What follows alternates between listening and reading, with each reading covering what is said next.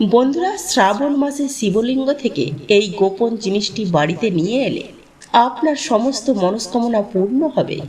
এত টাকা আসবে যে আপনি গুনতে গুনতে ক্লান্ত হয়ে পড়বেন। ভগবান ভোলেনাথের আশীর্বাদে আপনাদের প্রচুর উন্নতি হবে। বন্ধুরা, হিন্দু ধর্মের শ্রাবণ মাসের বিশেষ গুরুত্ব রয়েছে। শ্রাবণ মাস হিন্দু পঞ্চাঙ্গ অনুসারে পঞ্চম মাস। এই মাসটি ভগবান শিবকে উৎসর্গ করা হয়েছে। এই মাসে শিব ভক্তরা নিয়ম ও বিধি নিষেধ মেনে ভগবান শিবের পূজা করে এবং শ্রাবণের সোমবারের আরো বেশি গুরুত্ব হয়। এই মাসে ভগবান শিবের পুজো অর্চনা করলে সকল মনোকামনা পূর্ণ হয়। ধর্মীয় বিশ্বাস অনুযায়ী শ্রাবণ মাসে ভগবান শিব ও মাতা পার্বতীর বিধি নিষেধ মেনে পূজা করলে ভক্তের মনোকামনা পূর্ণ হয়। এর পাশাপাশি শ্রাবণ মাসের সোমবারে উপবাস রাখলে ভোলেনাথের বিশেষ কৃপা লাভ হয়। বন্ধুরা, এই বছর শ্রাবণ মাস শুরু হবে 18ই জুলাই শুক্রবার দিন থেকে এই শ্রাবণ মাস শুরু হচ্ছে। এই শ্রাবণ মাসে মোট 4টি সোমবার পড়বে। প্রথম সোমবারটি পড়ছে 21শে জুলাই। বন্ধুরা, এই শ্রাবণ মাসে যদি কোনো ব্যক্তি ভোলেনাথকে সামান্য পুজো আরাধনা ও সাধনা করেন, তাহলে তার জীবনে সমস্ত মনস্কামনা পূর্ণ হয়ে যায়, তার জীবনে সমস্ত কষ্ট দূর হয়ে যায় এবং ধন সম্পদ প্রবাহিত হতে শুরু করে। ভক্তদের অনুরোধ, ভিডিওটি শুরু করার আগে ভগবান ভোলেনাথের সৎ ভক্তদের হিসাবে চ্যানেলের এই ভিডিওটিকে অবশ্যই একটি লাইক করুন এবং কমেন্ট বক্সে হর হর মহাদেব লিখতে কখনোই ভুলবেন না, যাতে ভগবান শিবের আশীর্বাদ সরাসরি আপনার উপর পড়ে।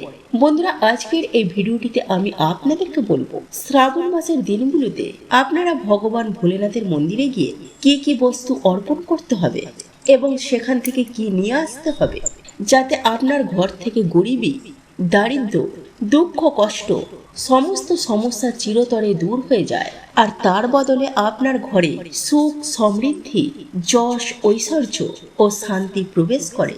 মনে রাখবেন বন্ধুরা, শ্রাবণ মাসের জন্য প্রতিটি মানুষ অধীর আগ্রহে অপেক্ষা করেন শুধুমাত্র ভগবান ভোলেনাথের আশীর্বাদের জন্য।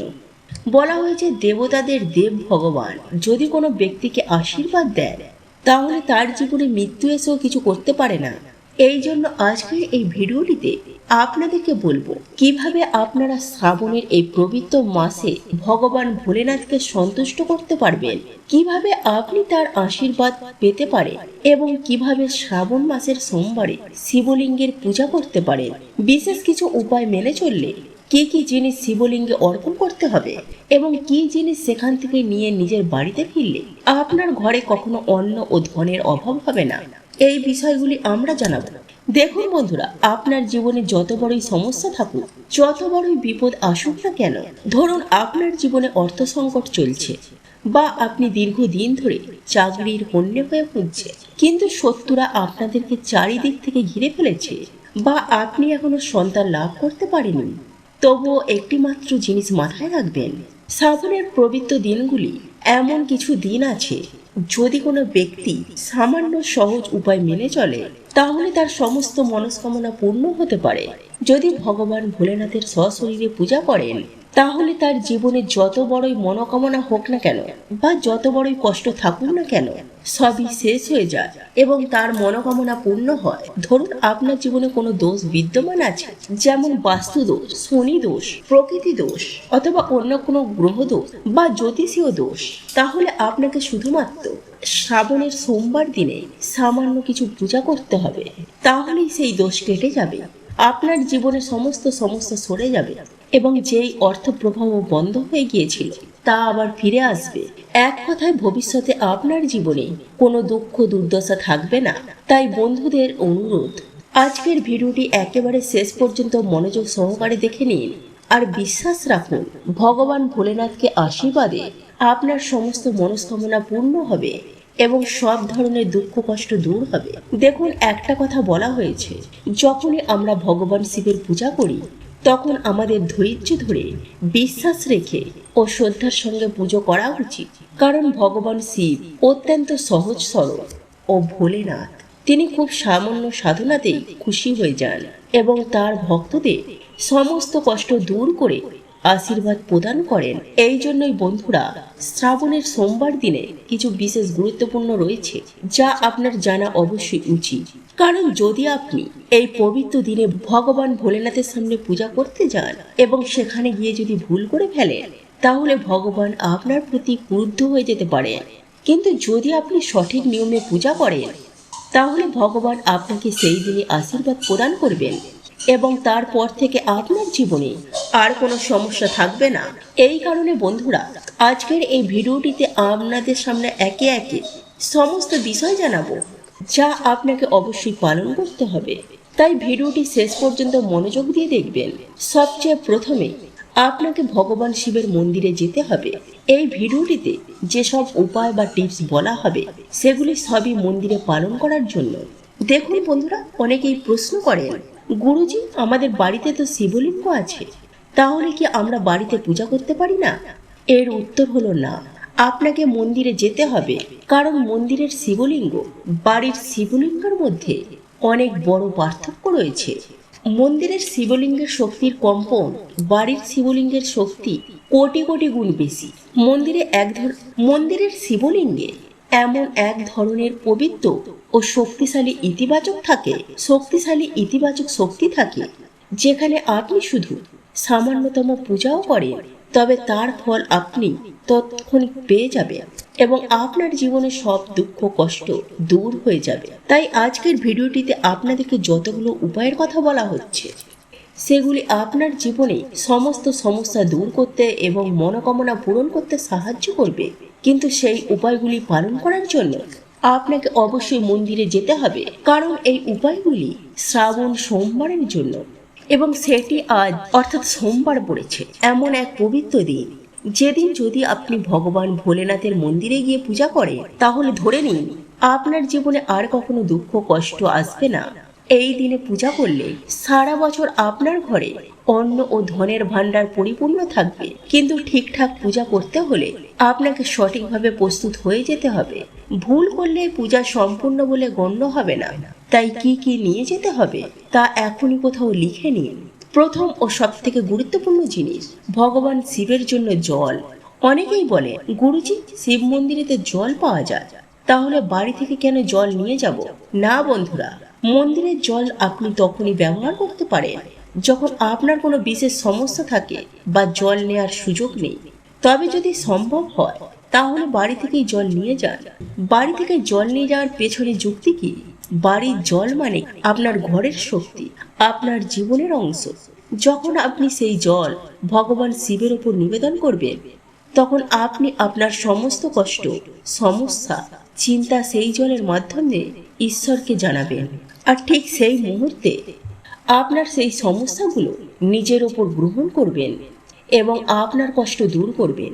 এই জন্যই বন্ধুরা, বাড়ি থেকে জল নিয়ে গিয়ে ভগবান শিবের মাথায় নিবেদন করা শ্রাবণ সোমবারের এক গোপন ফলদায়ী উপায়। আপনি যে জল নিয়ে যাচ্ছেন, সেটি যতই বিশুদ্ধ হোক না কেন, তাতে 2-1 ফোঁটা গঙ্গা জল মিশিয়ে নেবেন, কারণ গঙ্গা জল ছাড়া পূজা সম্পূর্ণ হয় না। তাই মহাশিবরাত্রি হোক বা শ্রাবণ সোমবার, গঙ্গা জল মিশিয়ে জল নিবেদন করা আবশ্যক। এবার দেখে নেওয়া যাক আর কি কি নিয়ে যেতে হবে ভগবান শিবের পূজার জন্য।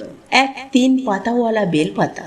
বন্ধুরা, বেলপাতা অত্যন্ত পবিত্র ও ফলদায়ী বলে মনে করা হয়। ধরা যাক আপনি একদিকে 1000 কুমারী কন্যাকে খাওয়ালেন, অন্যদিকে ভগবান শিবকে বেলপত্র অর্পণ করলেন। দুটোই সমান পুণ্যের কাজ হিসেবে গণ্য করা হয়, তাই বেলপাতা অবশ্যই নিয়ে যাবেন। 2 সাদা ফুল। ভগবান শিবকে সাদা ফুল অর্পণ করা হয়, যেমন শ্বেত অপরাজিতা, শ্বেত আকন্দ বা জুঁই ফুল। তাই শ্রাবণ সোমবারে সাদা ফুল নিয়ে যান, যেন ভগবানের আশীর্বাদ পান। 3 সাদা চন্দন। গোলাপি নয়, শুধুই সাদা। শ্রাবণ সোমবারের পূজায় সাদা চন্দন অপরিহার্য। এটি ঠান্ডা, পবিত্র ও শুদ্ধতার প্রতীক। ভগবান শিবের কপালে সাদা চন্দন লাগিয়ে পূজা করলে মানসিক শান্তি ও আশীর্বাদ লাভ হয়। 4 কাঁচা দুধ। ফোটানো নয়। যদি আপনি দুধ নিবেদন করতে চান, মনে রাখবেন শুধু কাঁচা দুধ নিবেদন করতে হবে, ফোটানো দুধ বা গরম করা দুধ নয়।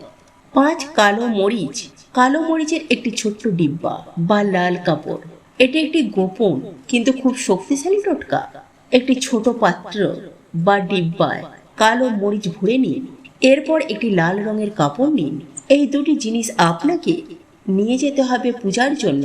তাহলে বন্ধুরা, এখন আপনাদের বলছি পুজোর শেষ ও সবচেয়ে গুরুত্বপূর্ণ অংশ, যা শ্রাবণ সোমবারের দিনে করলে ভগবান শিব অত্যন্ত তুষ্ট হন এবং আপনার জীবনে সমস্ত বাধা বিপত্তি দূর হয়ে যায়। পূজার জন্য বিশেষ গোপন টোটকা: একটি ছোট ডাব্বায় কালো মরিচ, লবণ এবং কর্পূর ভরে নিন। এরপর এটিকে মৌলি লাল পবিত্র সুতো বেঁধে নিন। এই গাঁথা ডাব্বাটি আপনার পকেটে রাখুন এবং নিয়ে যান মন্দিরে। কিভাবে করবেন পূজা? খুব মনোযোগ দিয়ে পড়ুন।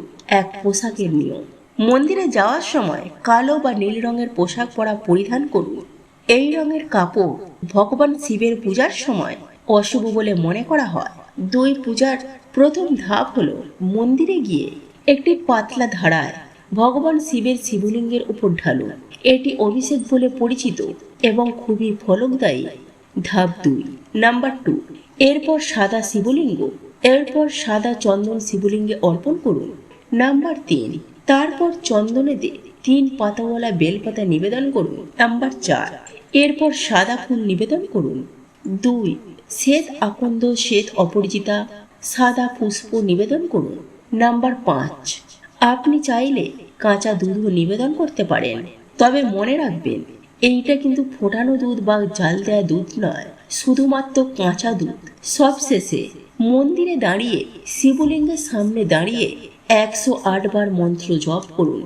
আপনি চাইলে জপমালা ব্যবহার করতে পারেন অথবা মুখে উচ্চারণও করতে পারেন। 108 বার উচ্চারণ করুন মন থেকে ভক্তি সহকারে।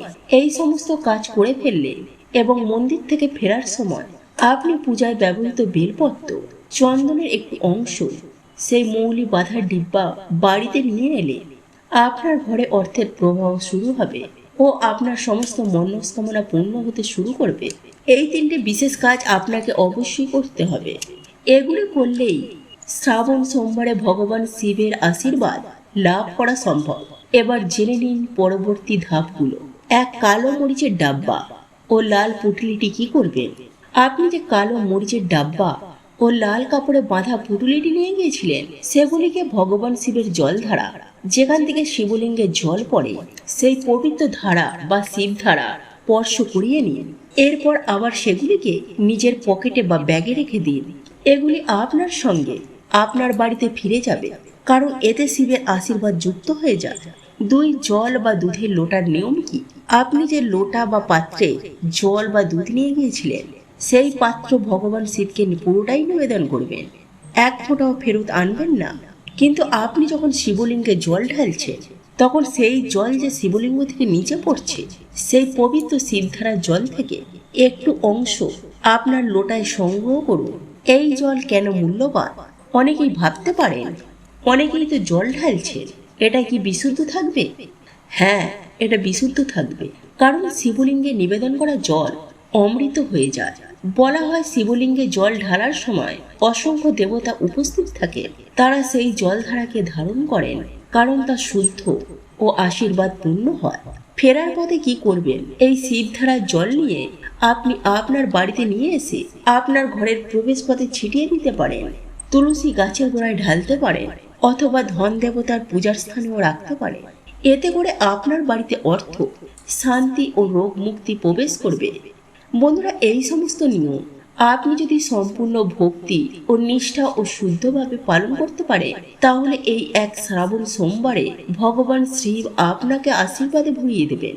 শিবলিঙ্গে থেকে পড়া জল এতটাই পবিত্র ও অলৌকিক শক্তিতে পূর্ণতা হয় যে সেই জল শুধুমাত্র কয়েক ফোঁটা সংগ্রহ করলেই অসাধ্য সাধন হতে পারে। আপনি কি করবেন? সেই পবিত্র শিব জল নিয়ে শিবধারা থেকে কয়েক ফোঁটা জল আপনি আপনার লোটাতে নিয়ে নেবেন।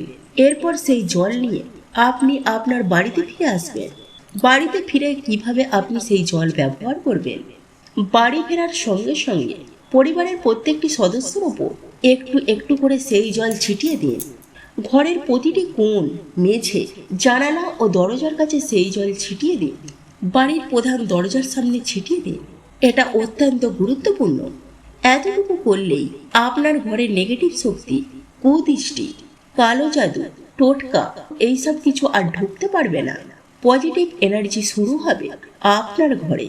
সমস্ত রকমের নেগেটিভ শক্তি দূর হবে।